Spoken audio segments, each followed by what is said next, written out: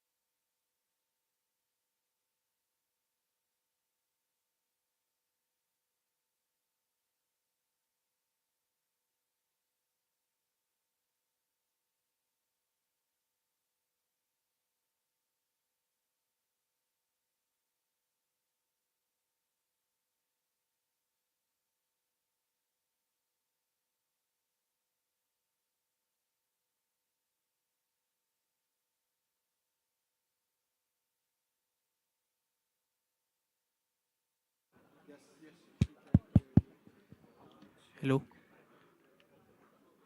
hello,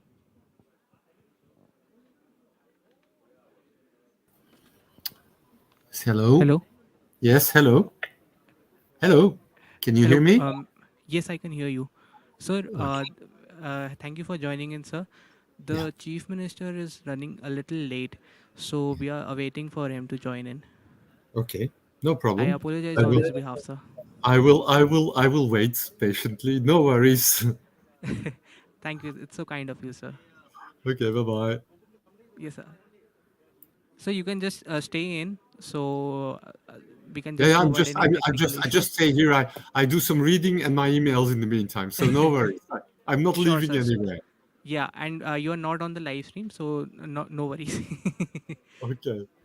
All right. Thank you, Good. sir. Good. All right. Bye bye. Okay. It's working fine, no? The audio and all. Absolutely fine. Now don't tell me it will not work there. It should work. No, either way, it's working fine. No, it's working. You're not. Yes.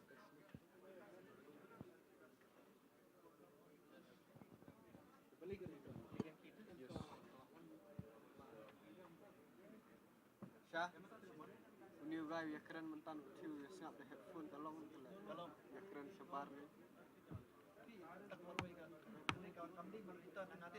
Oh, yun.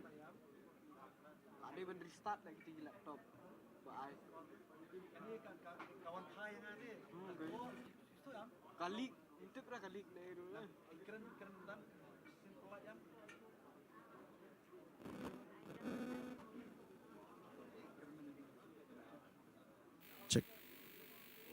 Oh,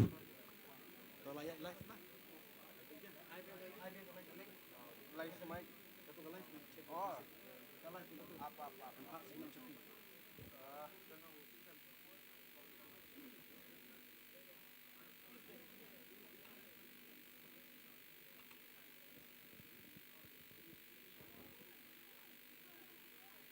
check, check.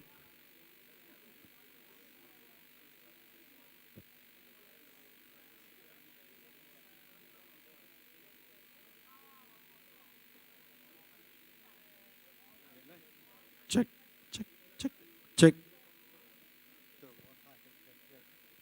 Baik. Check. Itu okay. Tangkap pengalaman ni em là cái keren nang tay. Nanti kawan thai, kawan kambing kawan thai, cái này mà baik. Check. Ông bari kambing kawan thai kamu ni.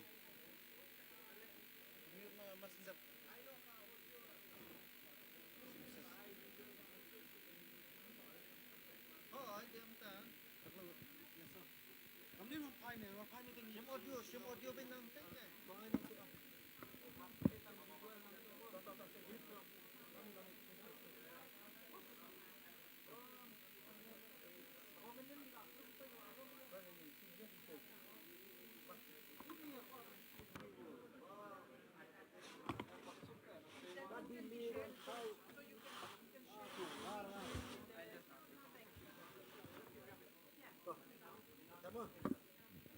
Check. Ada boleh? Tolong. Labiang lawan tu. Kani lawan ni. Check. Check. Check. Check. Check. Mix. Check. Come on sini. Biang. Tu kamu tadi. Check. Amon ni. Check. Check.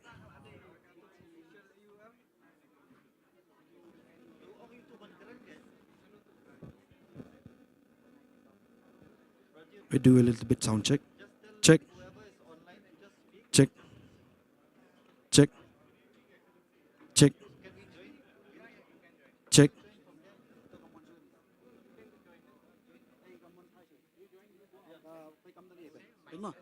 Check. Check. Tu kayak ngamon price. Tekeren sekali kayak kawan ngamon sana.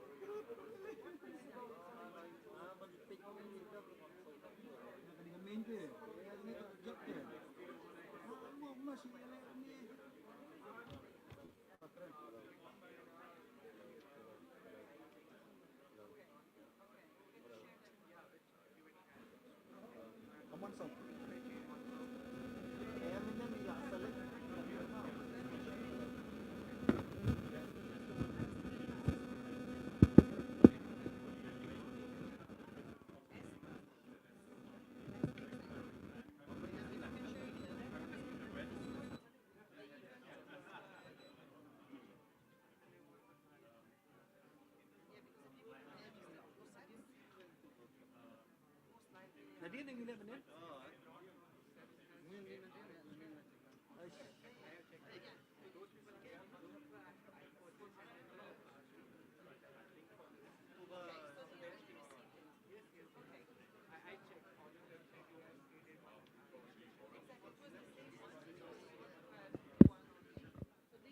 Check. Check. Check. Check. Check. Check. Check.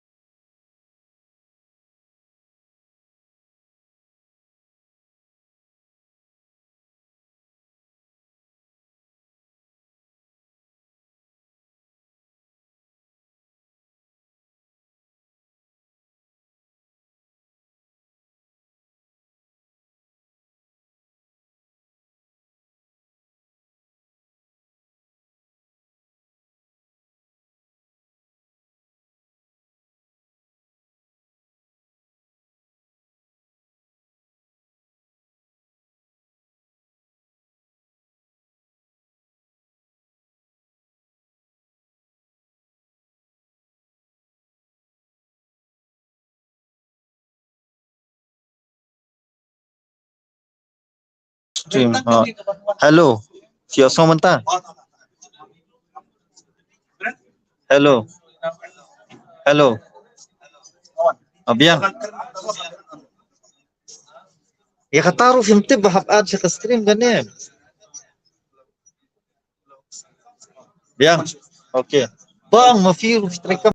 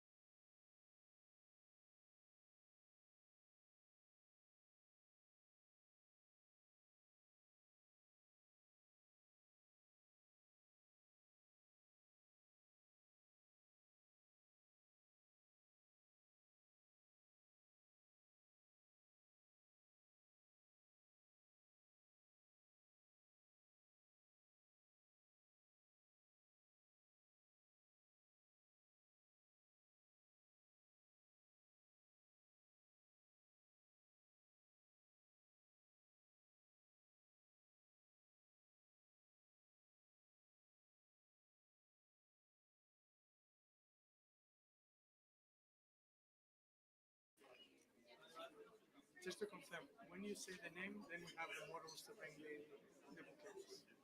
Or No, let them sit. once they sit it, Yes. then they come here. Do you want me to? Do you?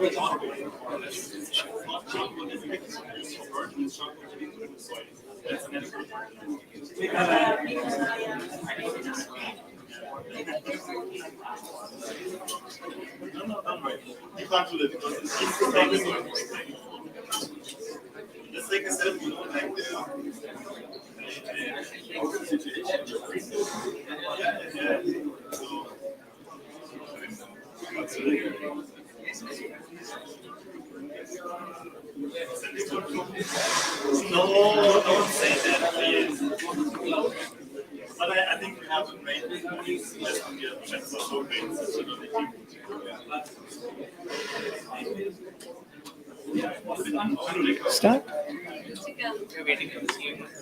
Yeah. So ask this guy, I'm not even introduced to him. AJ, whoever is with Sabya,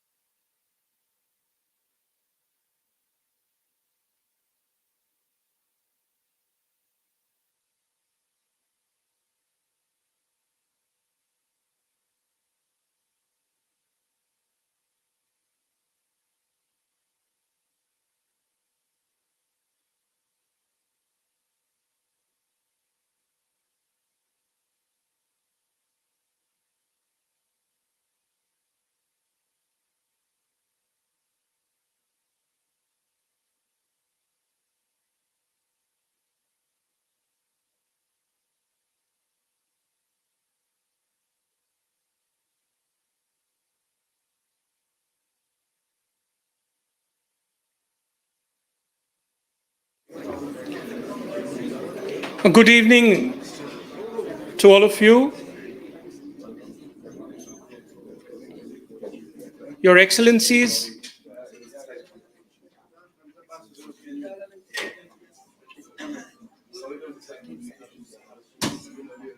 distinguished guests,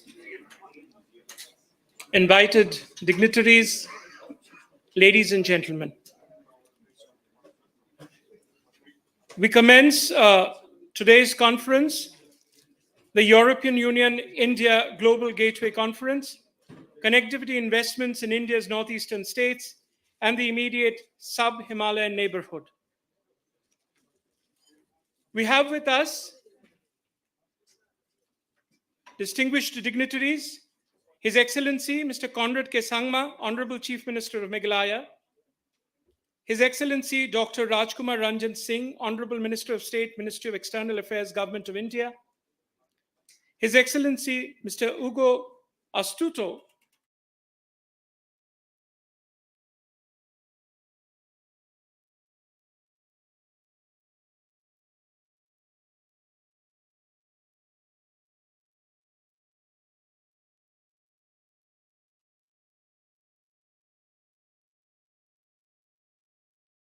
may I invite you all to be part of this extremely interesting conference, which is going to brainstorm on connectivity and investment.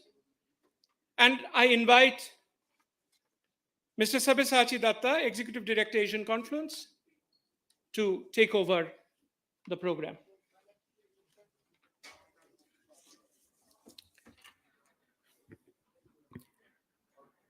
A very, very good evening, Honorable Chief Minister of Meghalaya, Shri Conrad Sangmaji, Honorable Minister of State, Ministry of External Affairs, Government of India, His Excellency Dr. Rajkumar Ranjanji, Your Excellency Ambassador of the EU Delegation to India and Bhutan, Ambassador Ugo Astito. We are joined online from Brussels by His Excellency Santosh Jha, who is our ambassador in Brussels, the Indian ambassador to the European Union, and Mr. Cohen Doens, the Director General of the Directorate General for International Partnership, the European Commission. Good morning to you, sir, who is joining from Brussels, and a very good afternoon and evening.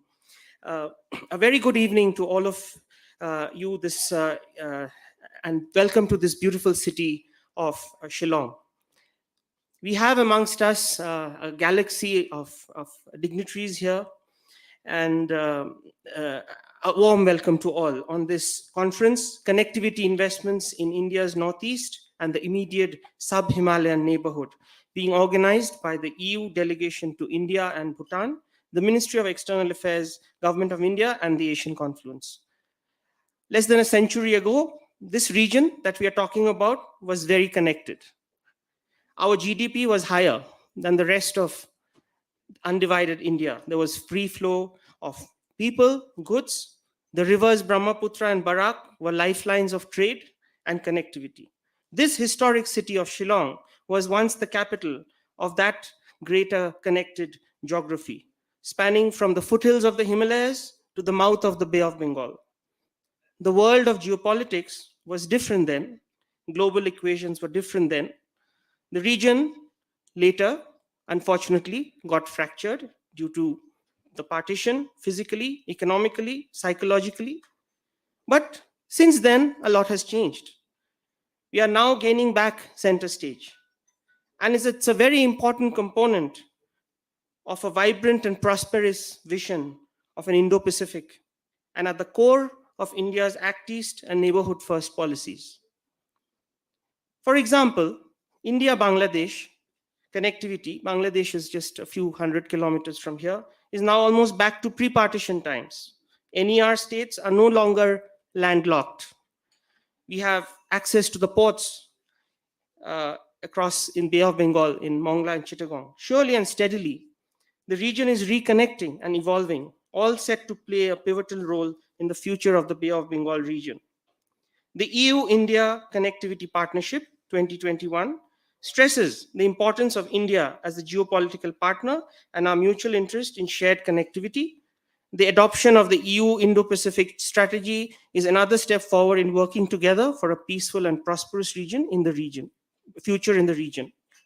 The EU and India undertake regular policy dialogues in key policy areas, contributing to the implementation of the connectivity partnerships, addressing smart and sustainable urbanization, water, clean energy, climate, circular economy, just to name a few. The Global Gateway has given new impetus to further these partnerships and to leverage investments from a wide area of public and private sectors. As we talk of connectivity, we are not just talking about physical connectivity. As India's External Affairs Minister, S. Jaishankar, in a Asian Conference event organized last year said, anything that connects is connectivity. This conference would focus on connectivity through three pillars, namely digital, energy, and transport, with an aim to identify concrete projects for joint implementation. This was also identified as a key deliverable in the recently concluded ministerial meeting of the EU Trade and Technology Council, TTC. It will look at opportunities in sectors such as health and education, building on the digital and transport connectivities. The conference set over this evening and the full of tomorrow has been designed in an innovative format and will bring in a galaxy of experts and stakeholders from the EU member states, our neighbors in Bangladesh, Bhutan, Nepal, the central government agencies in the government of India, the northeastern states, and the host state of Meghalaya. As a think tank and on working on the Northeast and the neighborhood, the Asian Confluence has been nurturing a third space, a space of inspired ideas, bonding hearts and minds, building relations, connecting champions in government, business, academia, and community, a space where can build trust and relationships of trust. The presence of our dynamic Chief Minister of the state, Shri Conrad Sangma, means a lot to us today. Thank you, sir, for your participation and for your presence here. We know you had to really move around a lot of engagements to be here. A special welcome to His Excellency, Dr. Rajkumar Ranjan Singh, Honorable Minister of State, Ministry of External Affairs, and the Education Ministry, Government of India. A special welcome to His Excellency, Mr. Ugo Astuto, the Ambassador of the European Union to India and Bhutan. Also a special welcome to us joining virtually, Mr. Cohen Dons, Director General of the International Partnership European Commission. We are sorry, sir, that we have been running a bit late, but and I know you have been waiting there. And also a warm welcome to His Excellency, Mr. Santosh Jha, our Ambassador of India to the European Union, who joins us virtually from Brussels. Good morning, Your Excellencies, and a special welcome to you. A special thanks to MEA and Mr. Sandeep Chakrabarti, Joint Secretary EU, for your leadership, sir, and the EU delegation in India for the partnership and initiative in hosting this dialogue, along with our partners, SEPS and GOPA.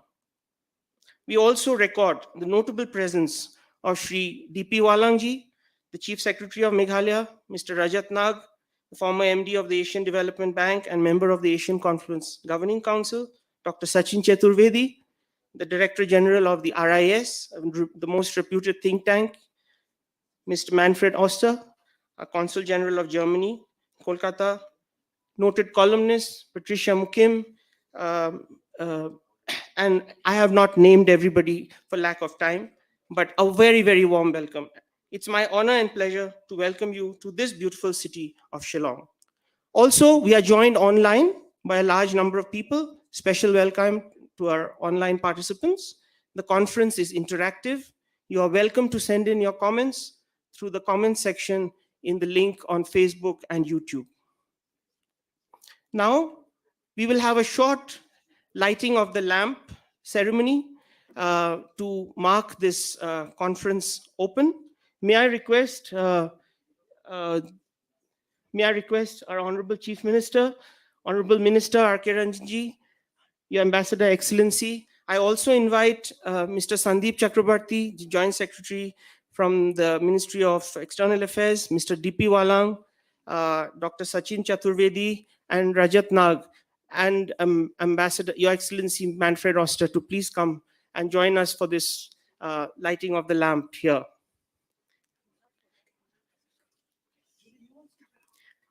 May I also request Ms. Julie Rivers, the GIZ Country Director, to please join us, and Ms. Nina Fenton from the EIB. This is a momentous occasion, a galaxy of stakeholders, policymakers who can move and shake the future. So this is a great opportunity and a historic moment, I think. And Ms. Stefania Benaya from the SEPS. Please, Stefania.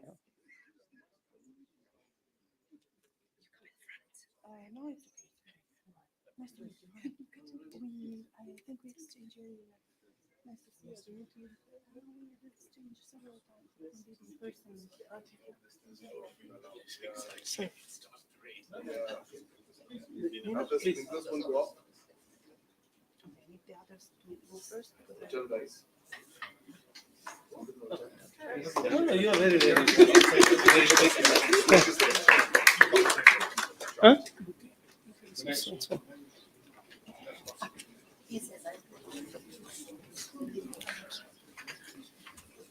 Are we now patched on to Director General Cohen's?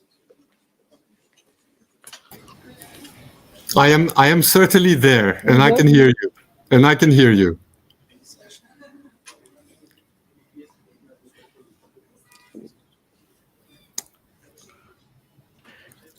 We're patching on to Director General Cohen's here. A very good morning to you, sir, from Thank you very much. Shillong.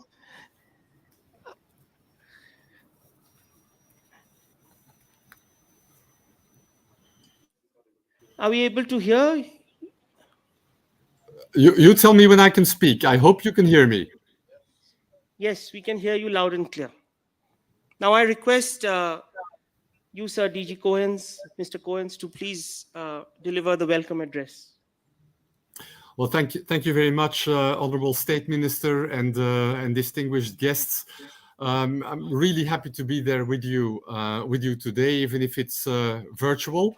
I regret it. I also would have wanted to be there with the lighting of the lamp ceremony, but in any case, things are what they are, and so I'm really glad to be here in virtual format. And I really want to thank the Ministry of External Affairs, Asian Confluence, and the Center for European Policy Studies in particular for making this event happen. And I think honestly it is a token of the depth and the importance of this relationship between the EU and India. It has become increasingly important with top-level engagement at the very highest level of your country, of my institution, a strong shared commitment on multilateralism, on global challenges, and I think overall very, very fruitful, respectful and constructive exchanges.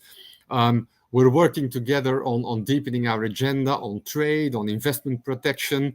We have between the EU and India a Trade and Technology Council, which we only have with one other country, the United States of America. So it gives you, I think, a gist of how attached we are, how much importance we attach to this deep partnership between Europe and India. And I think as part of that broad agenda, we are very keen to contribute to that as well. We've moved on our side a lot from what used to be a traditional agenda of development cooperation to a real agenda of partnerships. And as some of you may know, my commissioner's title and my DG is no longer called development cooperation. We are the DG for international partnerships, and it's a symbol, but it's an important one. It is these days really about honest and real partnerships, and that's what we are very happy to design and to roll out with you.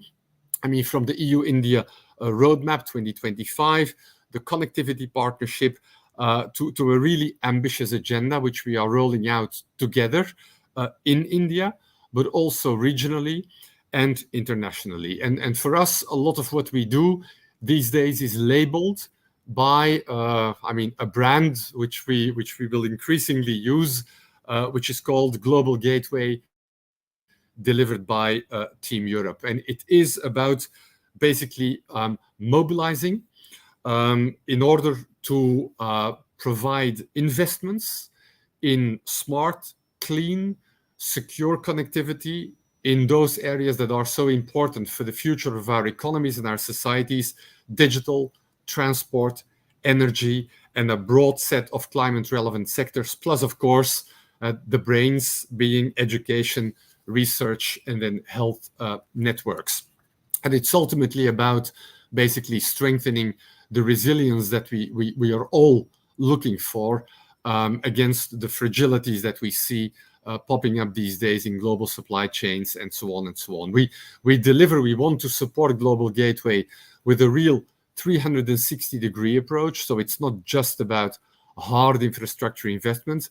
It comes with the whole software around it, enabling frameworks, capacity building, technical assistance, skills, innovation, technology transfer, and so on. So it's a very broad 360-degree package, and it is brought and carried by Team Europe. So it's not just the EU, it's our member states, it's our development finance institutions, it's our private sector, and that working in full convergence with our partners. And when I look at India's Act East or your neighborhood first policies, I think that the overlap, the dovetailing, the convergence and the synergy with Global Gateway is obvious. And so the conference you are having is really a great opportunity to look at that and to showcase and discuss some of the things we're doing on better connectivity. I think if I look at Northeast India, hugely diverse, so connectivity will really bring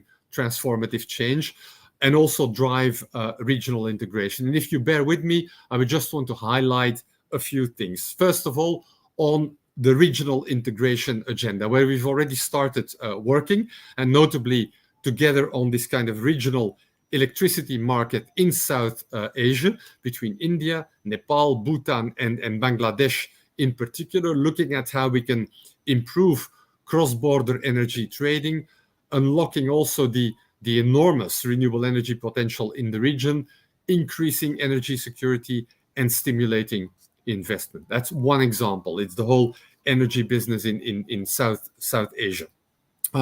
We're also looking already at what can be done in terms of transport. There's the Danish company Maersk that has been running successful trials on 4 inland waterways to use Bangladeshi ports as transit points to and from East India. So this is another example of how our mobilization under a Global Gateway label can boost the kind of regional integration. And we're very keen to discuss this further with you to see what are priorities on which we could jointly work together. There's also, of course, a purely Indian angle to it, and we've been boosting a number of flagships, and I'm really very happy actually that with yesterday's decision that was taken for the approval of the Cities 2.0 program, which really marks the start of a new phase of Cities, which is a flagship program on smart cities, which we are really proud on. It's already being rolled out across 12 cities in India. And it's very different in nature. In Tripura, we're looking at riverfront infrastructure to support urban mobility along the Haora River in Agartal. Or if you look at Karnataka, where we're providing support to a network of green mobility corridors in Hubali. Or if you look at Kerala in the city of Kochi, where we're upgrading IT infrastructure to support 32 hospitals that we're upgrading. Or another example, in the city of Amritsar in Punjab, where we're supporting a sustainable mobility project to promote the use of electric autos for last mile connectivity. It just gives you an example of how under this cities program, we are together doing a number of things that I think are really useful, modern, and transformative. And so with the decision taken yesterday for the approval of the 2.0 cities, we will add 15 more cities to it. So we're really keen that we have this. There are other examples. I mean, Asia Connect program, which has been supporting digital infrastructure and promoting research collaboration with India's national knowledge network. We have a whole number of things that are being done together with the European Investment Bank on transport connectivity, on renewable energy. I mean, the EIB has a portfolio of around 5 billion already, and is looking at building further on this one with an extra 1 billion euros, notably on green hydrogen development. So I think that if you look at what we're already building together, both on a regional angle and within India itself, it gives you an idea of the depth and the breadth of our partnership. Of course, we're looking to do even more, working with regional actors like BBIN or BIMSTEC, which would allow us to extend further our cooperation. We're looking obviously at CDRI, the Coalition for Development Resilient, Disaster Resilient Infrastructure, which we know well and which we know is very dear to your heart. We like it a lot as well, and we want to further work with that. We're looking at the International Solar Alliance for twinning initiatives. And today, I think you will also hear the preliminary results of a mapping study that we've commissioned on other potential opportunities. So I think we've got a broad agenda. It's an exciting one. It's an important one, and more importantly, it's really done in full partnership with you, as it should be these days. So really, thank you very much for having me, and wishing you really productive deliberations during the conference. And thank you once again to all of you for organizing it and for having me virtually. Thank you. Back to you.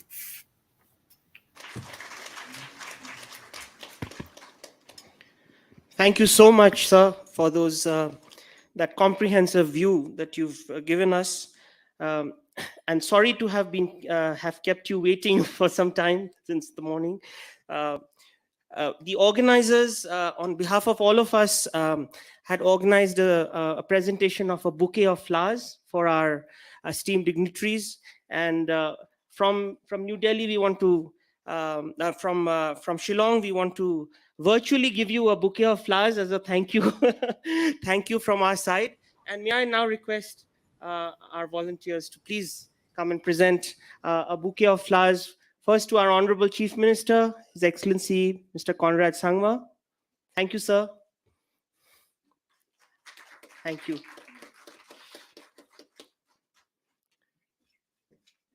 May I now request for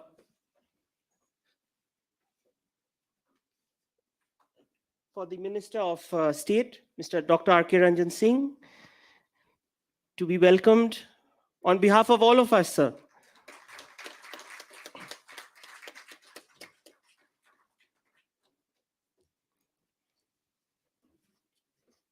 Ambassador Hugo Ostuto, welcome from all of us here with a bouquet of flowers.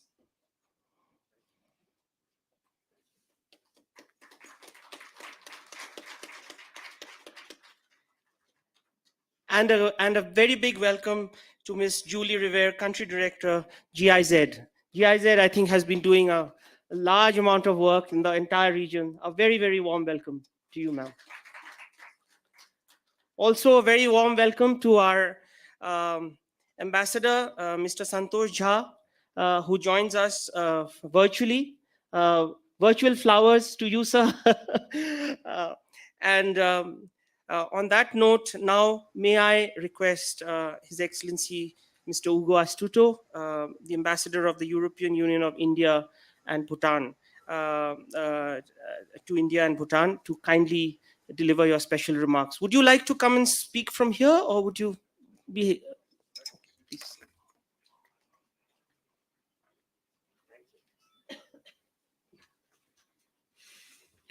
Thank you. Thank you very much. Well, Honorable Minister, Honorable Chief Minister, dear friends and colleagues, it's a great pleasure for me to be here in Shillong with you all for this event.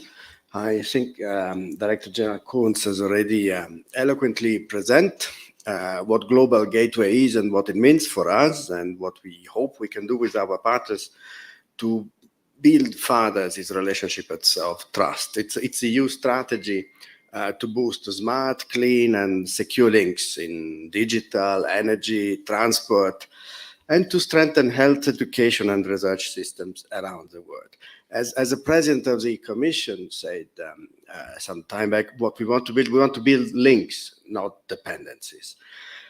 Global Gateway is an endeavor that is where the Team Europe concept features prominently, which means that we want to optimize coherence, we want to develop synergy and complementarity among all actors from the European Union, the EU institutions, the EU member states, the development financial institutions of EU member states, the development agencies. Today we have the German development agencies, and my colleague, the German consul in Kolkata, financial institutions such as the European Investment Bank, and today we have the head of the office of the EIB in South Asia, together with the private sector. So leverage investment and ensure coherence of action. India has inevitably a special place in the implementation of Global Gateway. We have a strong strategic partnership with India, which is constantly expanding in scope and breadth, particularly in the past couple of years, underpinned by our shared values and by our common vision for the region and for the Indo-Pacific. We want to contribute to the peace, stability, and prosperity of this region. We have graphic evidence of this progress in our strategic partnership. Very recently, the EU-India Trade and Technology Council met for the first time for its first edition. Director General Kunduns made mention of that. This has clearly given further momentum to this common vision.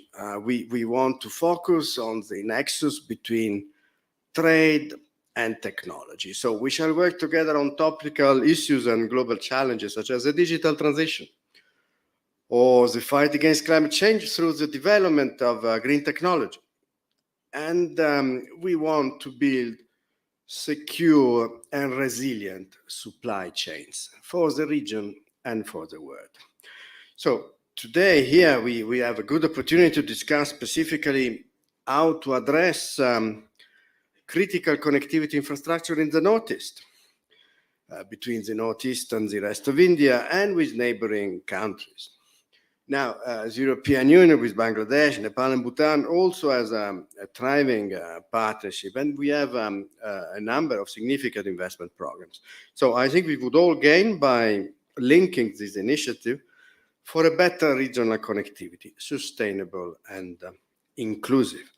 Better connectivity is crucial to address the 21st challenges and to achieve the Sustainable Development Goals. So as I said earlier, Global Gateway is a Team Europe approach. We can bring together investment, talent, and skills from our 27 member states. And this is evident also in the Northeast. Here, for instance, the German Development Bank, KfW, has 5 projects with another one in the pipeline. These projects are in Meghalaya, in Nagaland, in Tripura. And they address issues such as water, forest, biodiversity, land management, and climate adaptation. GIZ, the German agency, has 10 projects in Assam, Meghalaya, Nagaland, Tripura on issues such as energy transition, biodiversity, agri-food, sustainable economic development, and sustainable urbanization. The French Agency for Development, AFD, works on biodiversity program in Assam.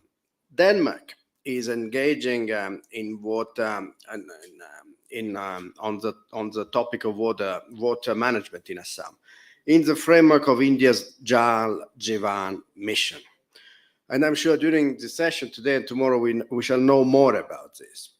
As to India overall, Mrs. Stefania Benaglia will present key findings of a connectivity mapping that INPA has commissioned, conducted by CEPS, a European think tank.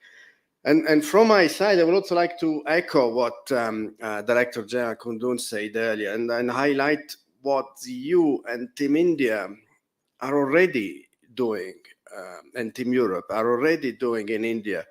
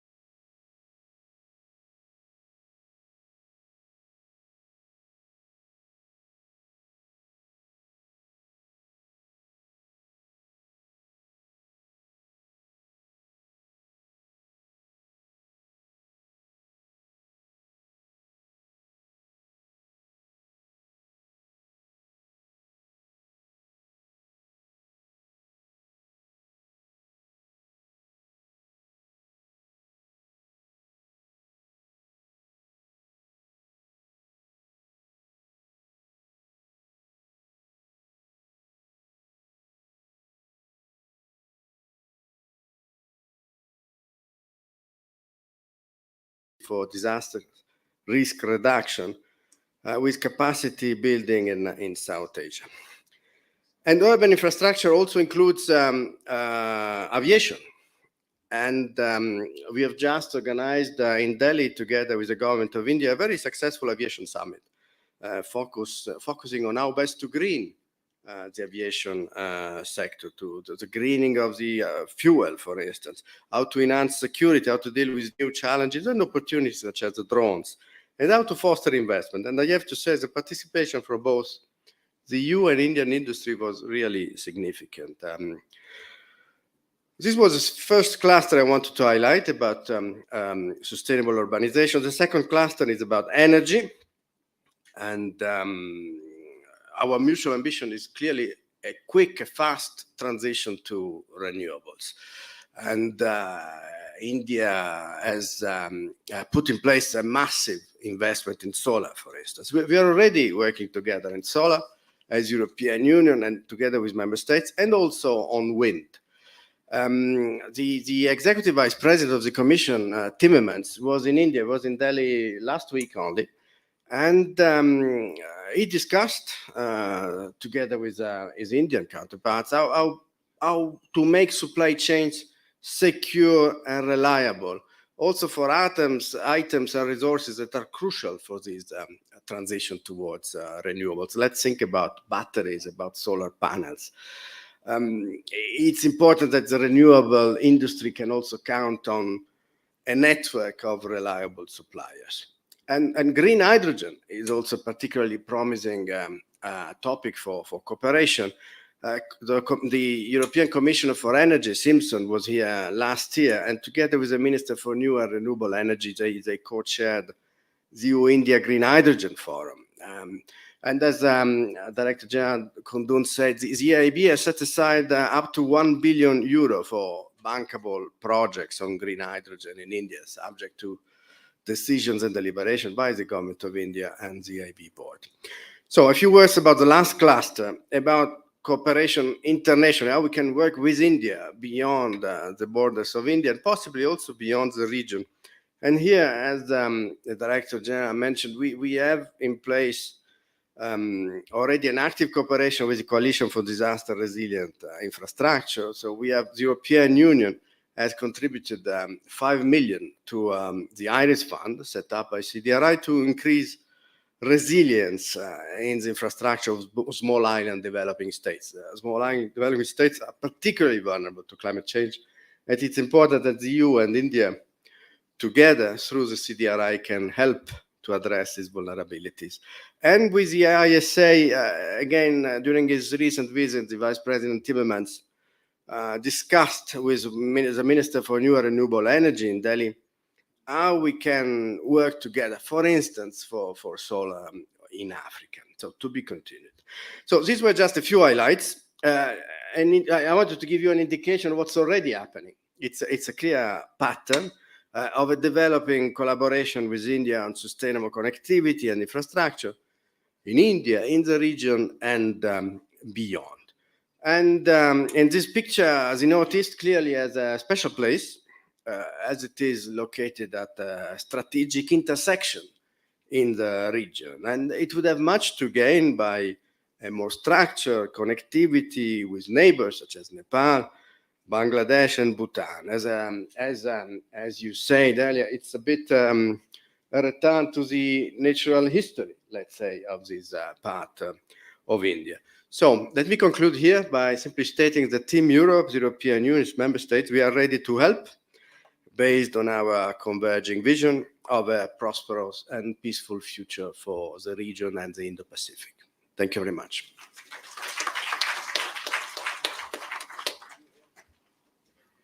Thank you so much, Your Excellency. I think you laid out a large agenda for all of us to really consider for the coming times. Now, may I request His Excellency Mr. Santosh Jha, our Ambassador of India to the European Union, who joins us virtually from Brussels. Sir, a very warm welcome from Shillong. And are you able to hear us?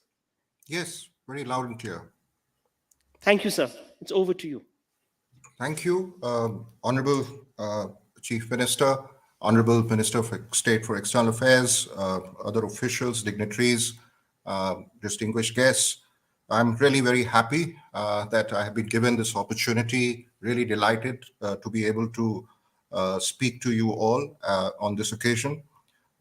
As my counterpart ambassador sitting there of the European Union, Hugo Stuto mentioned, the last 2-3 years have been really very, very significant in terms of injecting new energy and making India-EU strategic partnership even more intensive and vigorous. The India-EU summit in July 2020, the India-EU 27 leaders meeting in May 2021, and the visit of the President of the European Commission to India in April 2022 are a reflection of high-level interactions that has characterized our relationship in recent years. Our political exchanges with every one of the EU member states has also witnessed unprecedented intensification in the last 2 to 3 years.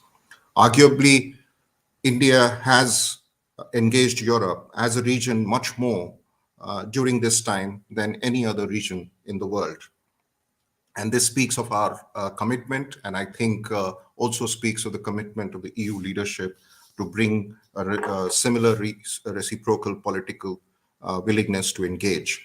Our relations have expanded across all domains, whether it is trade and investment, where we have seen a resumption of trade and investment negotiations.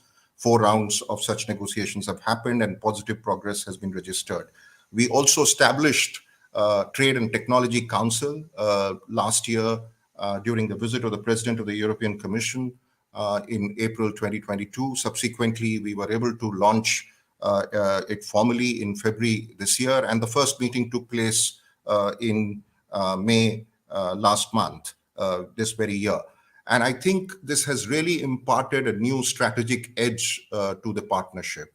One of the things about the India-EU relationship traditionally has been that it's cast its net very wide, and which is very natural given that we are 2 very large entities and there is a whole area that in which to engage with each other.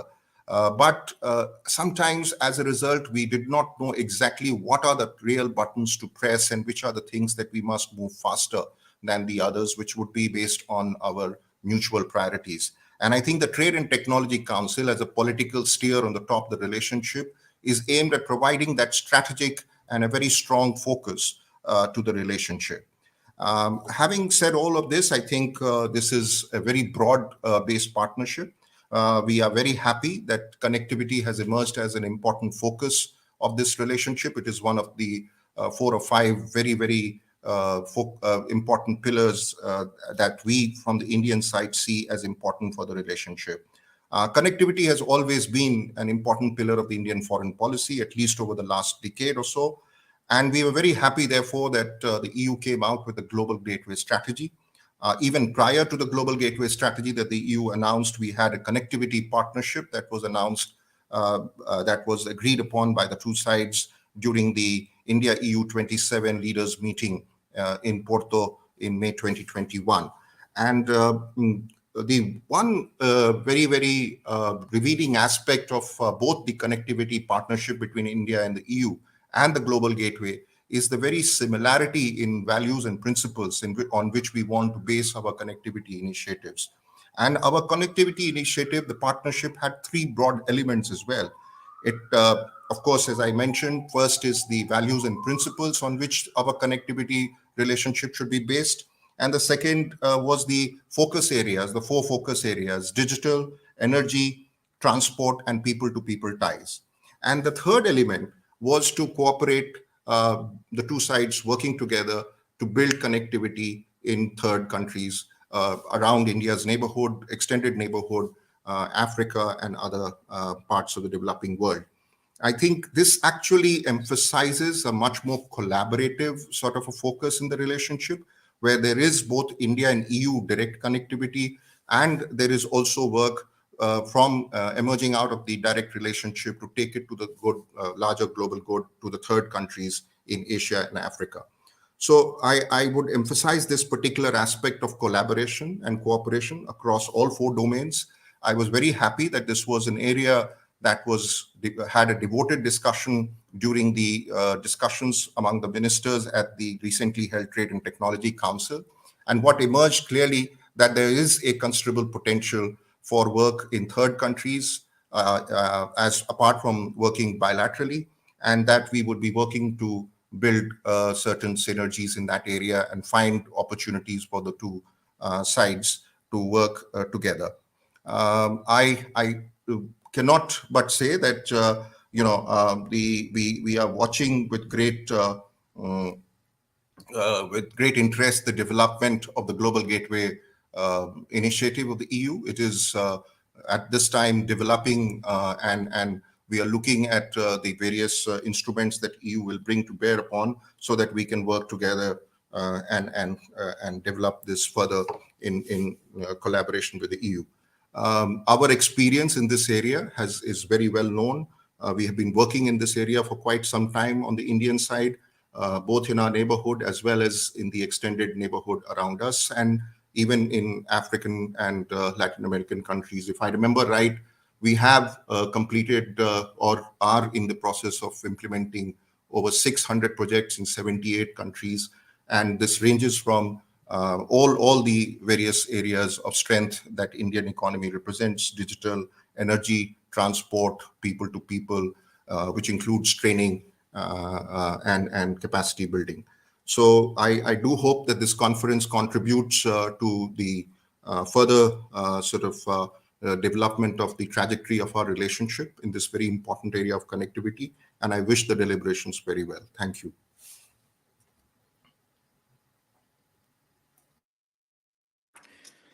Thank you very much, Your Excellency. Thank you very much for that very inspiring address. Now, may I request His Excellency Dr. Rajkumar Ranjan Singh, our Honorable Minister of State, Ministry of External Affairs, Government of India, to kindly deliver your special remarks, sir.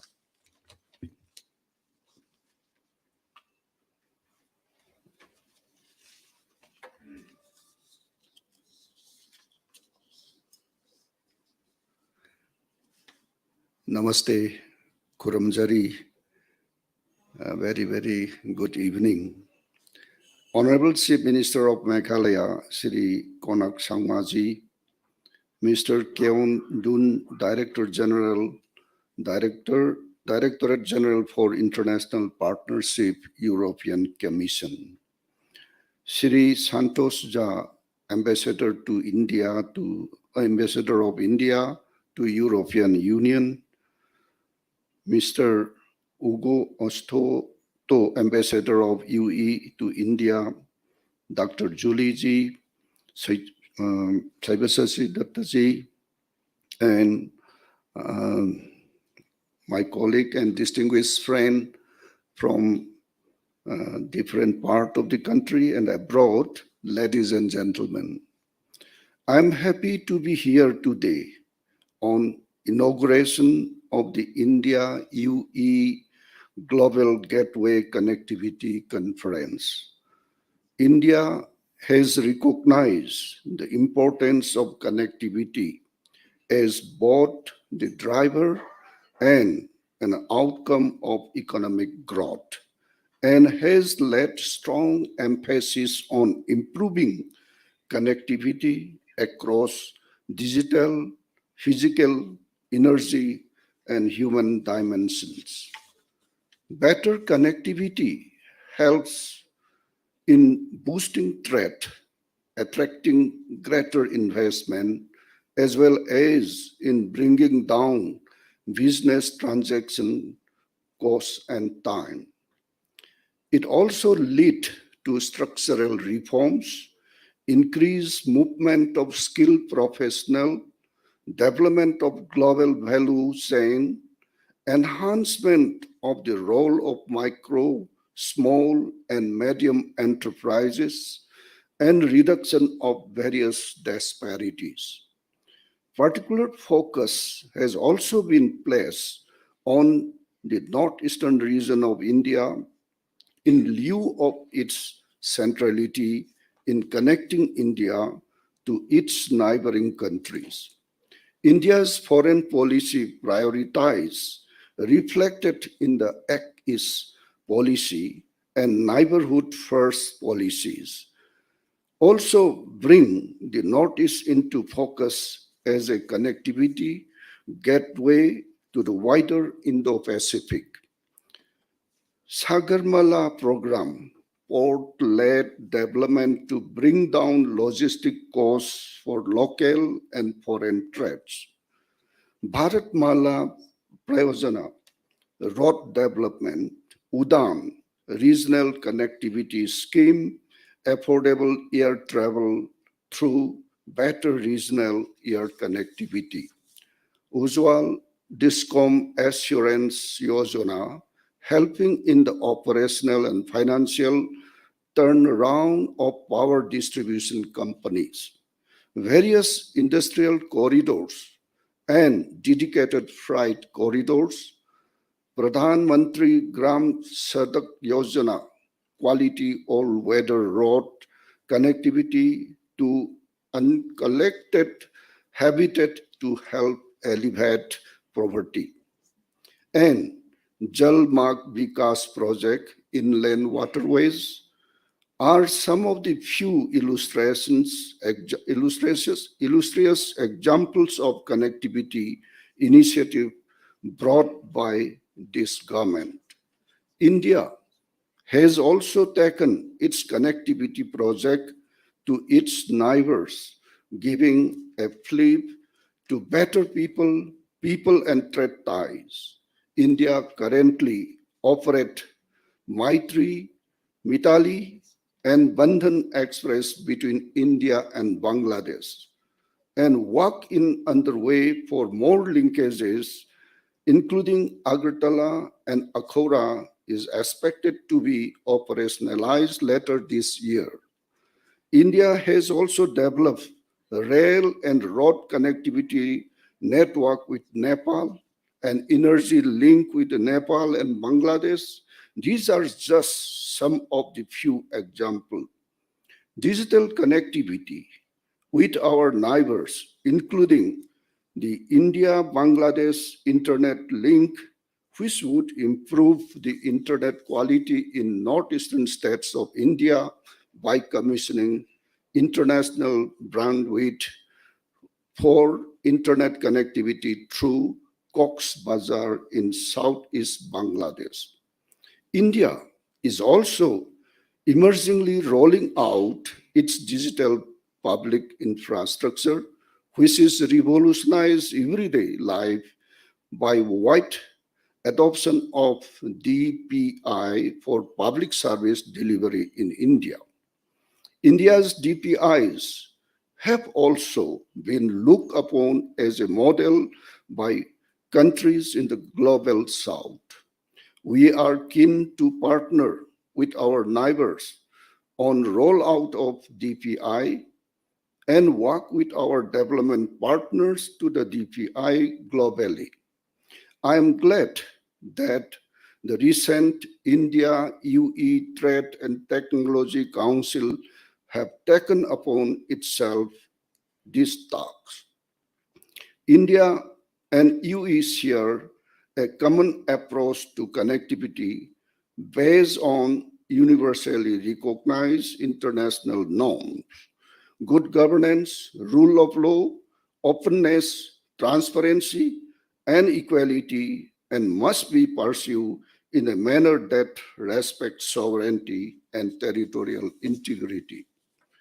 Promotion of comprehensive, rule-based, sustainable, inclusive, equitable, and transparent approach to connectivity is at the core of the India-European Union Connectivity Partnership, which was launched during the India-UE Leadership Meet in May 2021. We also agreed that connectivity initiative must follow principles of financial responsibility to avoid projects that would create unsustainable debt between the communities, balance ecological and environmental protection and preservation standards, transparent assessment of project costs, and skill and technology transfer to help long-term running and maintenance of the assets. A number of European companies have invested in connectivity-related sector in India, including energy, digital, IT services, transport, port, and shipping. The European Investment Bank and European Bank of Reconstruction and Development have, in the past few years, expanded their lending to include infrastructural and connectivity initiatives. India is now a globally established development partner, not only for Global South, but is also working with the developed North. India is doing development partnership project in 78 countries, having 600 projects. 60% of those are completed, while the rest are under various stages of progress. India's Triangular Development Corporation bring together three partners in a mutually beneficial cooperation. A beneficiary partners that generates the demand support to tackle a specific developmental or development challenges. A pivotal partner with proof experience in tackling the issues and shares resources and expertise, and a facilitating partner which connect the other and also provide financial and technical support. In that regard, European Union and many of its member states have forged partnership with India in triangular constructs to implement solutions in many other developing countries. The India UK Global Innovation Partnership to facilitate the transfer and scale up of sustainable climate smart innovation from India to select developing countries. India-Germany Triangular Development Corporations to join, design and implement projects for furthering the sustainable development goals and related climate goals in third beneficiaries countries. India, France, Indo-Pacific Trilateral Development Cooperation Fund to support India-based innovators and startups in taking their innovations to third countries are some examples.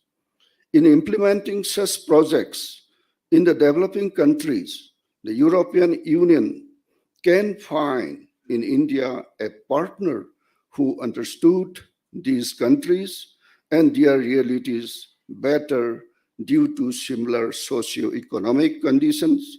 Such understanding become valuable in creating sustainable projects.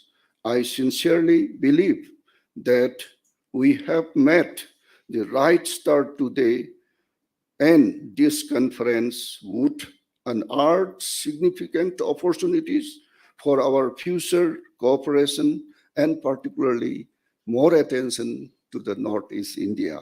Thank you.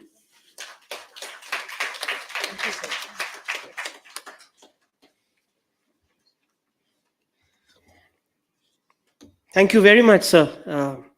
I think you have correctly highlighted the shared values that bring us together, apart from all of the rest of the things. Now, may I request our dear Chief Minister, His Excellency, Mr. Conrad Sangma, Honorable Chief Minister of Meghalaya, to kindly make your inaugural remarks, sir.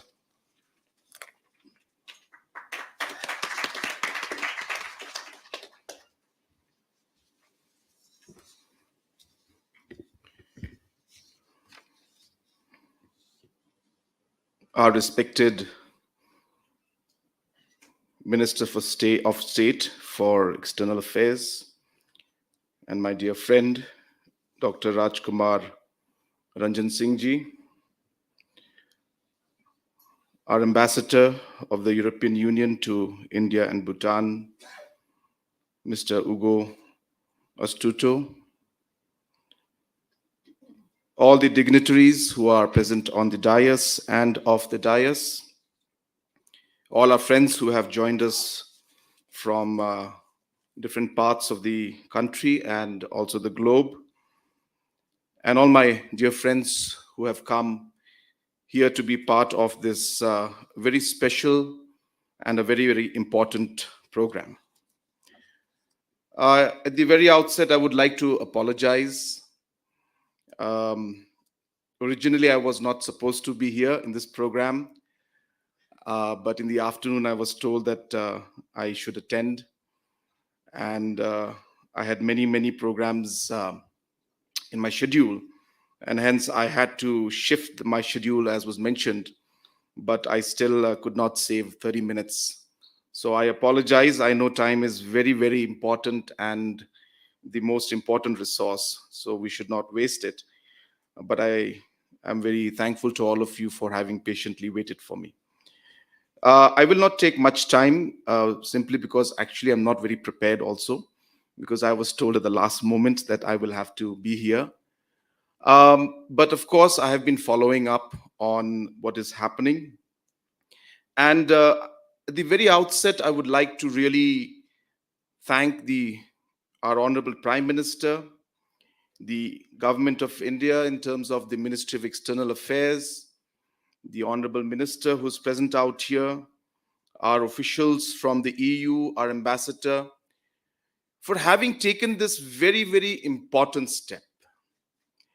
And when I was listening to our respected DG's speech and the entire mindset that is there in the way they're approaching this entire mission that they're having, is something that is very, very encouraging.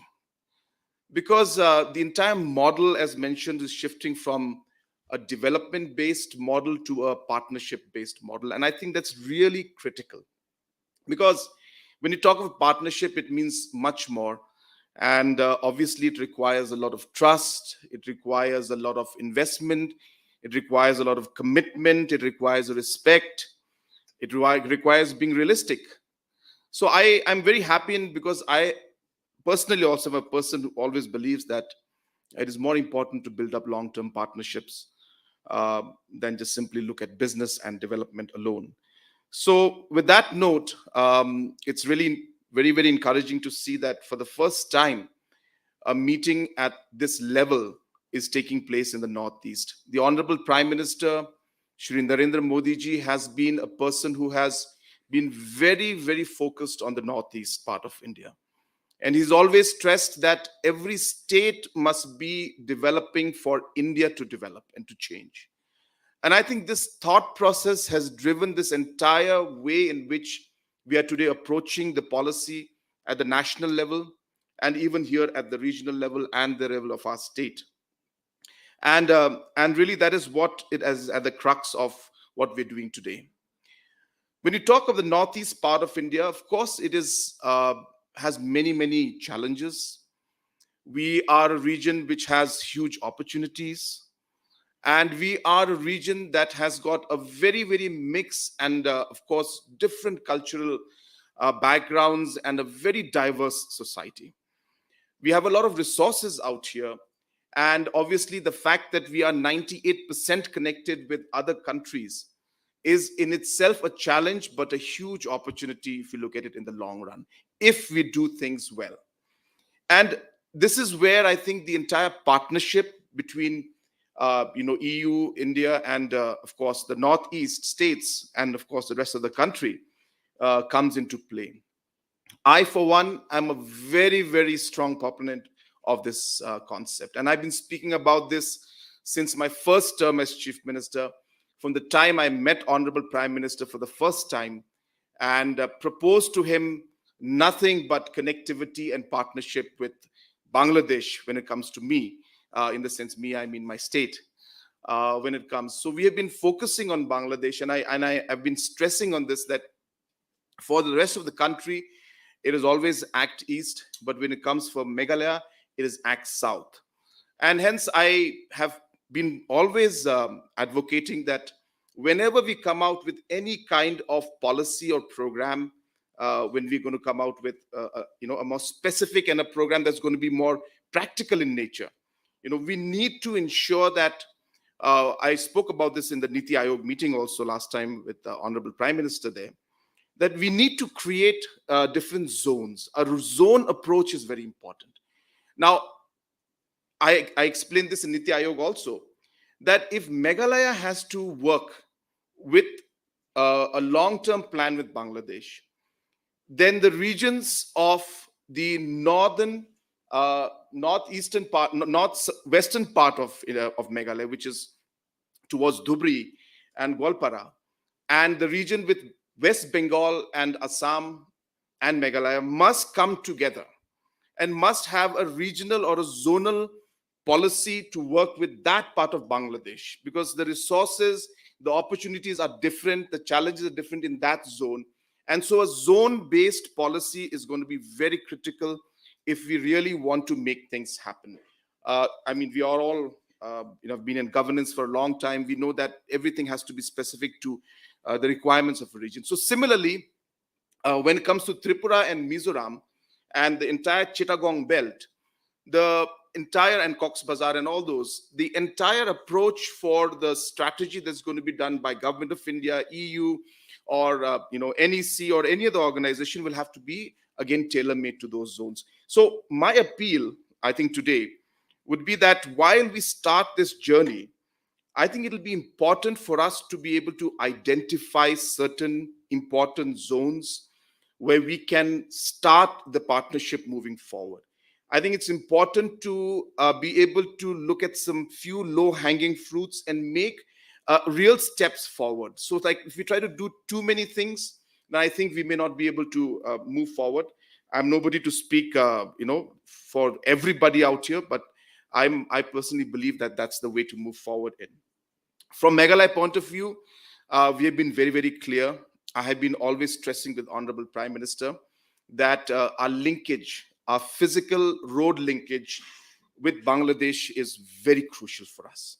And I've been stressing on this link between Shillong, Guwahati, Shillong, Dauki, Tamabil, and all the way through Sylhet down to Chittagong, which was obviously our trade route even 200 years back. So we must push it, and obviously I'm thankful to Government of India that now the the double laning and hopefully 4 laning and soon for the road to Dauki will take place, because this we feel strongly is going to be in a huge trade route in the next 50 to 100 years to 200 years time.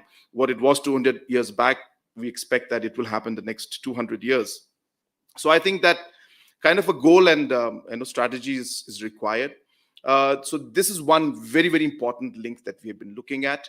Another very important link we've been looking at is a complete parallel road. I'm sorry, I don't have a presentation, but if you were to imagine the map of Northeast and a parallel road to the National Highway 37, which runs all the way from your Bakshirhat entry and goes into Golpara and then comes through Guwahati and then goes into Nagaland and then to Manipur and other states.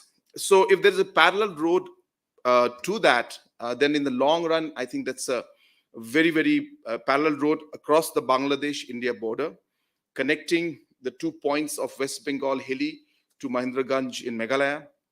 This could be a real big game changer in the long run for the economic progress, because this would cut the time that takes for Tripura or Mizoram to reach the rest of India by almost close to maybe, 1,000 kilometers.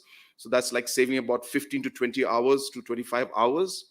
And obviously that's a lot of savings. So I think it's important to then focus on these few critical infrastructural developments that require. Number 3, from my point of view, I feel that this entire aspect of the cable, submarine cable connection is something that's very important.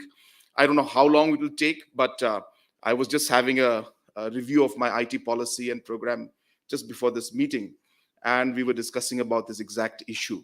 And we're having some challenges in that, but I hope that soon we'll be able to get these submarine cables into the rest of the Northeast also, because as far as I know, I think Tripura has managed to get it, but some rates issues are there, which is again causing some commercial issues. But I think this is one area that is going to be very, very important from Meghalaya's point of view, because Meghalaya is now slowly we are moving into investing a lot in IT.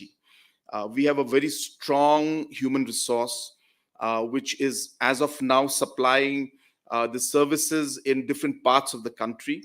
And we feel that we can cut the cost by bringing back the human resource and creating the infrastructure here and creating the ecosystem, more importantly, and be able to get the benefit of the IT sector for us in the state of Meghalaya also. So this is one area that is something that we are very keen to work on, and I'm sure it will be something will be positive. Power is, of course, a sector which has been a big challenge for our state. We have always relied on clean energy. So all our production is clean energy, but then when it doesn't rain, then it becomes very difficult for us. So it is forcing us to now think out of the box and take extreme steps.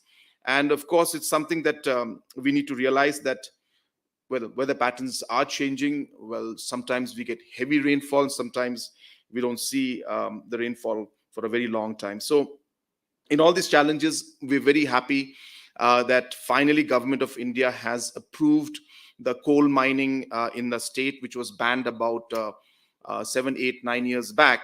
And we fought the case in Supreme Court. We won the case.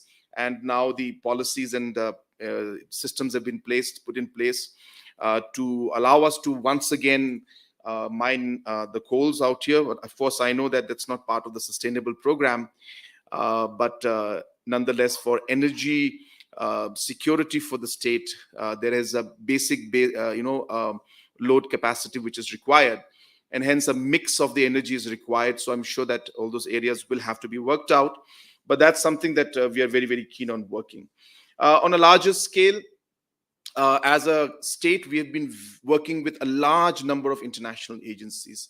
Meghalaya is one of the higher, or I should say, I won't say better performing, it's not fair to say that, but we have been one of the more active states that has taken a large number of externally aided projects, and we have been able to really implement them well, which has in fact allowed us to take even more.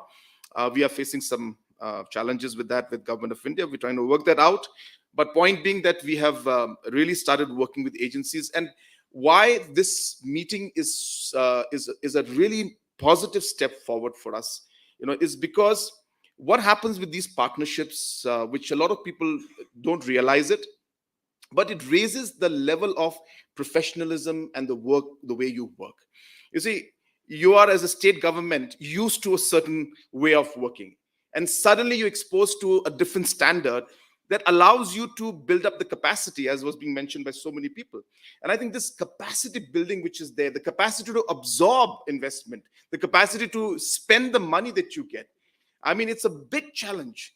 And states in the Northeast are not able to do it. Today, we have been showing excellent performance, I should say, whether it is all Government of India schemes, and even in Jal Jeevan Mission, which was mentioned earlier by Honorable Ambassador, that in Jal Jeevan Mission, we are really absorbing the maximum amount that's possible. And Government of India has been so kind that they have now sanctioned in one single year, they've sanctioned about 3,500 plus crores of schemes for Meghalaya to spend, because they've seen the capacity that we have had.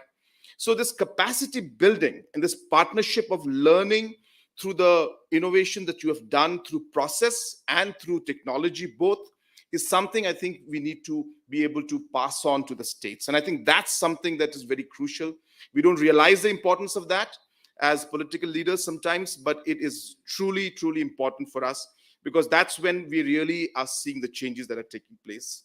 So I really look forward to all these areas of partnership. Things don't happen in a single day. So we need to realize that the consistency has to be there. We should not just simply leave it with a program here. I don't believe that it always has to be a big thing. You see, we start with small things. It doesn't matter. We start with one person. We start that partnership or relationship with one day. But the idea is to take it, move it forward, find a common interest to goal or a common target or a vision that you have. And that's what's going to make us drive forward. So I hope that through the discussions you have, we're able to find that common ground, because that is what's going to make sure that we're going to move from one person to two, and then we'll finally be able to cover the entire region. We start with one village maybe, but then we'll cover the entire state. But we need to ensure that we start. We need to ensure that it may be small, but we continue, be consistent, and we are able to ensure that this partnership has true meaning, which means we must have trust, we must have commitment, we must have respect, we must be realistic in our targets. There must be mutual gain for everybody. I think these values are always there, as has been said by so many people who have spoken before me. But as I said, I am very, very excited about this partnership and this entire process that has started. And as a government, this is our second term, and this is the first year of our second term as a government. So I'm very hopeful and very happy that in the future we'll be able to I think I'm speaking too long. Maybe that's why this. It's like an indication. Maybe the organizers did it. I don't know. So, so basically, this entire process is something, as I said, which is exciting for me, and I really look forward to it. And I can assure you that from my side, there will be full commitment and full, support to all the efforts that are made to take this partnership forward. And once again, I would like to thank the Honorable Prime Minister for his leadership, his vision, and his commitment to the region and to the state of Meghalaya. And of course, I would like to thank all the officials of the European Union and the entire EU-India Global Gateway conference that we're having. And I wish this program and the future programs the very best. Kublai Shibun Mutela Thank you and Jai Hind.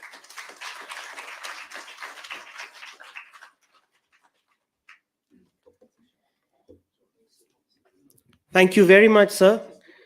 While you were speaking, Ms. Julie told me that she could speak for 2 more hours and we'd all be happy to listen more. No, I think what you just said, it shows how great a grip on the geography of the region that you have and how pragmatic and practical you are at going about it. And we really are so lucky and to have you here today to address this conference. You gave us some keywords: capacity building, partnerships. Everything doesn't have to be big. It could be small or it could be big. I think these are all great takeaways and keywords for us to deliberate for the next 2 days.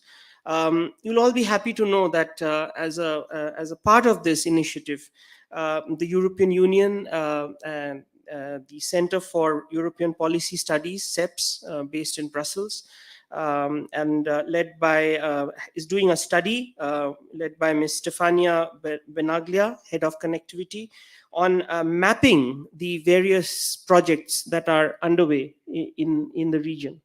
And they've been working with a panel of experts and in the region to look at all the projects that have happened and sort of map out where are the gaps. And so we'd like to take a few minutes to request Ms. Stefania Benaglia to come and present a snippet of the mapping findings. Thank you. Over to you, Stefania. Thank you very much. So we have already heard about the importance of the EU-India connectivity partnership and the importance that we have to move forward the strategic relations. We've also heard of the importance of the Global Gateway, which further elaborates and structures the EU intervention in the connectivity focus, in the connectivity area, by focusing on the 5 pillars: the digital sector, the climate and energy, transport, health and education and research. It allows the EU to strategize its intervention. So, but what I personally find particularly interesting in the Global Gateway is actually the Team Europe approach, which is also, being mentioned by the ambassador and the director general. The importance has been underlined because practically what it means is the cooperation between the various EU stakeholders, which are a lot, and the institutions, as well as the member states, institutions and stakeholders. And they work in a coordinated manner. And this new way of working is really, for me, the added value of the Global Gateway. The other real added value of the Global Gateway is the value proposition that it offers, because it's based on sustainability. And in this specific case, sustainability is declined in terms of complementarities. Because given that a number of initiatives already have been implemented or are planned, it is important to focus on the added value of what the EU can offer, leveraging on what is already present and maximizing on the impact. Also looking at complementarities amongst the various projects. Identifying the key impactful areas of intervention or zones, as it has been mentioned by the Chief Minister before, is indeed our objective. So I would like to take a minute to contextualize this. Sponsored by the Asia Partnership Facility, the initiative which I'm here presenting aims at identifying priority investment needs in the region in view of the EU-India Northeast Investment Pipeline Roadmap in 2025. So the good news is that there is already a deadline and an immediate implementation. The first step, of course, is to understand the context. So the uniqueness of the region and what is the state of play, present and future connectivity projects. So to do that, we reached out to more than 500 identified European and Indian stakeholders through a questionnaire and collected information on almost 120 projects, 120, already implemented or in the pipeline, sponsored by Team Europe stakeholders, Indian stakeholders, but also partners such as Japan, the US, or international organizations, the World Bank and the UN. You have a brief overview actually of these, the initial findings here in the leaflet, so I invite you to have a look at it. Because it is important to have the comprehensive picture of what is the situation to avoid the duplication, because the duplication serves nobody. But there is, of course, it is difficult to actually have the overall picture. So for this, we actually strongly invite you, in case you find that there is some missing information, to please let us know. You have a QR code here in the back of the leaflet, as well as on the table, and which leads you to actually a format that you can fill in all the information that you want to share with us, including the questions, because I'm pretty sure that you have a lot of questions for us. So what are the initial findings? First, we don't start from scratch. Far from it, actually. In all aspects, including when we consider bilateral relations between the EU and India, we have identified more than 20 projects currently operating by Team Europe members in the region itself, covering all global gateway pillars, but in particularly focusing on climate and energy. And the ambassador already provided a few glimpses on a couple of them. I won't spend too much on this time on describing these initial findings. First of all, because we will discuss at length all of them tomorrow in a full day. And also because remember that this is the first step of a few that will lead us to a consolidated report that will be published in the fall. So all the information that you find here today and in these days, you will find them elaborated and final in that report, which I will then invite you to read. It is important to understand the context also that in our, first, it is important to understand what we're talking about, the context. So following the global gateway pillars, we describe the situation, which I will summarize very briefly, also because, again, the chief minister gave a perfect picture before, so it makes no sense for me to continue. On the energy side, the region produces about 60% of its energy needs, equivalent to 7,350 megawatts, out of which 66 are actually from renewable energies. But there is an unrealized potential of 62,000 megawatts of solar energy and 57 megawatts of hydroelectric. The power shortage and the reduced electrical connectivity, though, have an impact also in the internet penetration. The region is covered by forest, accounting 24% of Indian coverage, and hosting the Indo-Burma region, which is one of the only 36 biodiversity hotspot worldwide. Nevertheless, it is heavily impacted by extreme weather, which especially impacts the agriculture sector that accounts for the livelihood of 70% or 30 million of the population.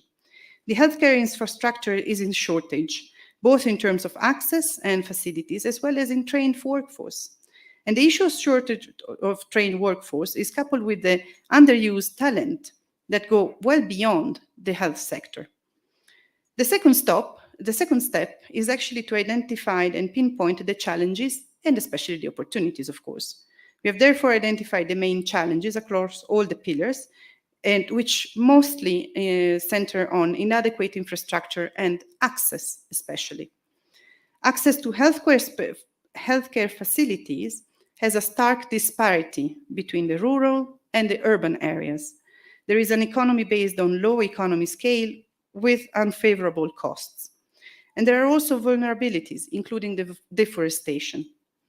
But we've also identified initial opportunities, which is, of course, the most interesting part, either directly addressing the challenges, but also in leveraging on the specific added values of the region, such as the indigenous knowledge, the opportunities offered by the rich biodiversity, and from enhancing collaboration and complementarities. Also, there is the potential of medical tourism that is great, and the opportunities that digital inclusion could bring are really multiple. Finally, we have already pre-identified a few objectives that will mostly focus on cross-border facilitation measures for people and trade movement. These objectives will be tested and discussed mostly tomorrow, to be then further elaborated in the final report. So what is the outcome of this initiative? And again, please bear in mind that we are really at the beginning of a process that actually starts now, and tomorrow is going to be really an important appointment for this. We will have a hands-on discussion tomorrow, technical and very interactive, so be prepared, because each of you will be given the opportunity to share your insights, because we really have designed this interaction in a way to prioritizing inclusivity, because it is important to hear from all the stakeholders if we want to really achieve, to identify and prioritize sustainable and impactful initiatives or zones, which through complementarity and interoperability, which I think are really the keywords that will guide our initiative, contribute to achieve not only connectivity goals, but also global goals. The outcome of the discussion will therefore further elaborated in a final report, and the report will of course consider also the wider context, including the geopolitical and strategic importance of the region, which is definitely not irrelevant, but also bilateral and multilateral arrangements to promote trade. And we know that, of course, India and the EU are undertaking important negotiations, both in the context of the FTA and in the Trade and Technology Council. So I stop here for now. I am convinced that all of you have a lot of questions. So please, again, let us know through the QR code. There are also some boxes outside where you can leave both your business cards and your questions. And to conclude, I would simply like to acknowledge the whole team that is making this initiative possible. Thank you very much.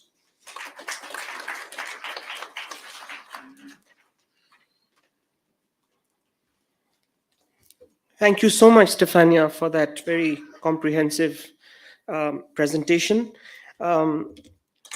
This is a historic occasion. I think we have so many of the right players in the same room. We now have the vote of thanks going to be delivered, but we want to capture this, the spirit of this room and this gathering with a group photograph at the end of the vote of thanks, which is going to be delivered by the country director of GIZ, which is very, very important and doing a lot of work in the region. Ms. Julie Rivera is here. So please stay back after the vote of thanks for a group photograph of this conference. And I know that, sir, you are very, very busy, but can you spare a little bit of time for this group photograph? And if you can stay a little longer with us, we'll be really, very grateful. So on that note, may I request Ms. Julie Rivera to please propose the vote of thanks. And well, thank you very much. Dignitaries on the dais, online, in the room, officials, excellencies, all of you. Thank you very much for coming here, because all of you are very busy and it's quite a long way to get here, but I think it's worthwhile to be here. And I think that is really the first common ground. You were talking about common ground, that all of you have an interest in connectivity. We heard it many times from the previous people that addressed you. And I think connectivity is really the first common ground. And this common ground is something that Team Europe is capturing in all of the different areas that they are working in, from digital to energy, climate, people to people, transport, sustainable urban development, to education and health. And it's important because it is a common ground, because we all believe that those are the right topics. In India, those are the right topics. For the EU, those are the right topics. And for, I think, everybody in the room, those are the right topics. There are many, many missions that we have in India that go exactly in those topics. So I think that is a second common ground. Now, we heard about many, many projects being implemented, but I think it's really important that in the future, those projects are connected in a better way, that financial cooperation, technical cooperation go better hand in hand to make a better and stronger connectivity. In addition, I think the topics that we were talking about are not only topics for India, but are really global topics. And we're talking about the global gateway. So in order for the world to be a better place, for India to be a better place, we have to think globally. And it's really important for all of us to connect. And we talked about technical solutions, but I would also like to bring in the human aspect, because it starts with each of us. We have to connect. Being in an organization with another organization, we have to try to get the community better integrated. We have to reach out that all segments of society believe in the wonderful projects that are being implemented, for those projects to be sustainable and to really have a long, long life. Otherwise, if the projects are implemented and nobody takes them up, there is no scaling up, then, well, they're not really that successful. So I think it's really time to think about connecting the dots.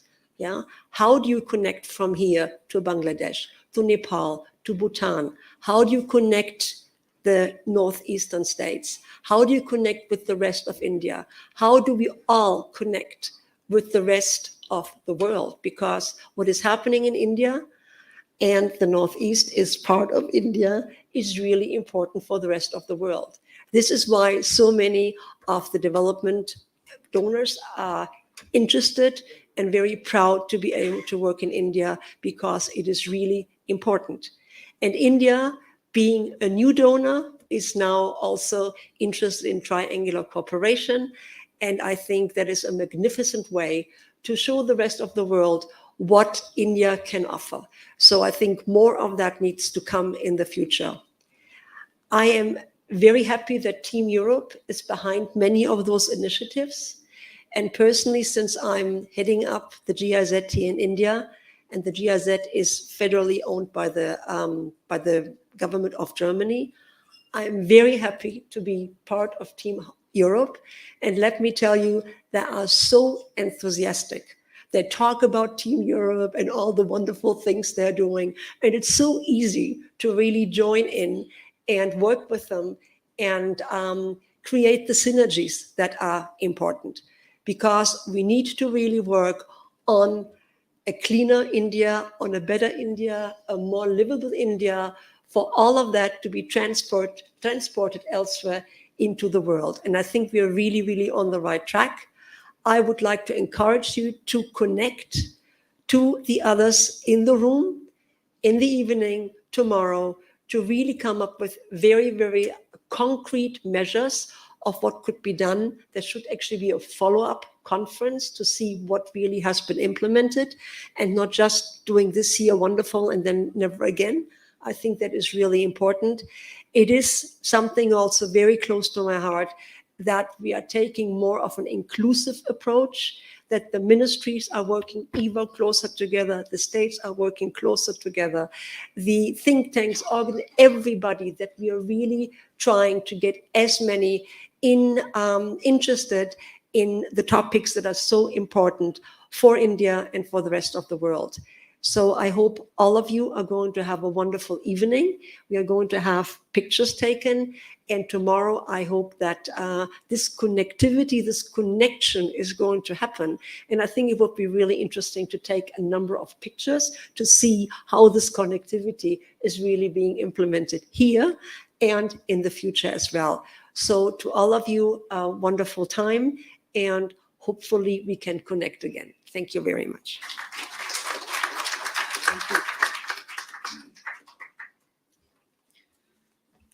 Thank you. I think that brings us to the end of this formal program.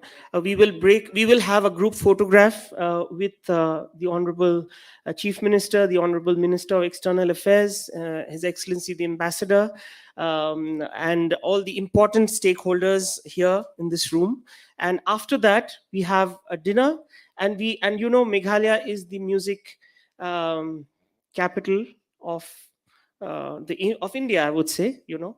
And I also know that our Chief Minister is himself a very good singer and accomplished musician. I've had I hope, sir, you can spend some time with us this evening, throughout the course of this evening, for us to be able to interact with you. I know how busy you are, but still we really would appreciate the presence of Honorable External Affairs Minister and you and all your excellencies in this evening. So right now, let's have a photograph. Maybe I would like to invite, at least for the first photograph, we have Ms. Nina Fenton from the European Investment Bank, the head of, and Ms. Stefania Benaglia, Joint Secretary Sandeep Chakrabarti, DG RIS, Chief Secretary of Meghalaya, Ambassador Manfred and Rajat Nag to please come on the stage. And if we can't all fit in, maybe on 2 levels. And of course, Ms. Julie Rivera to please join. And then maybe we can try to have a photograph with all of us from that side. Can I also invite, have I missed out somebody who should be part? Yeah. Yeah. Please.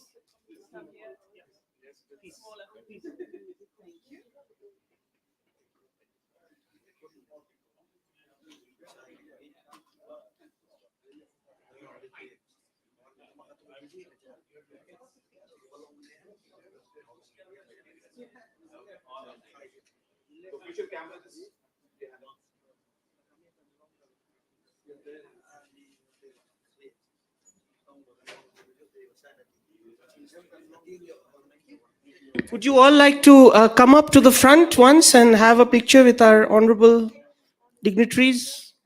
Yes? No, it's we can be on the stage and you can all come up this side. Okay. Yeah.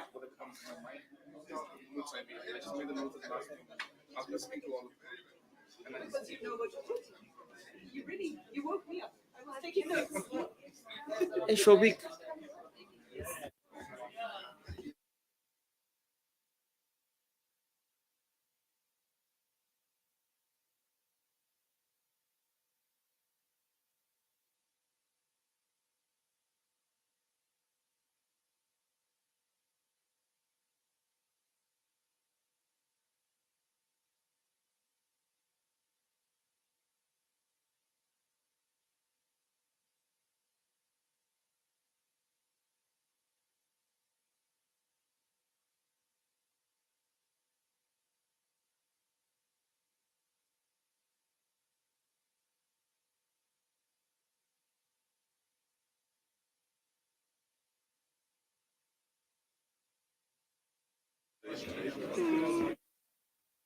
Maybe the cameras can come up on the stage and we can.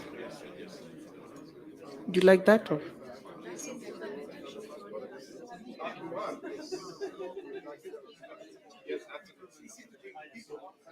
Yeah, so somebody has to.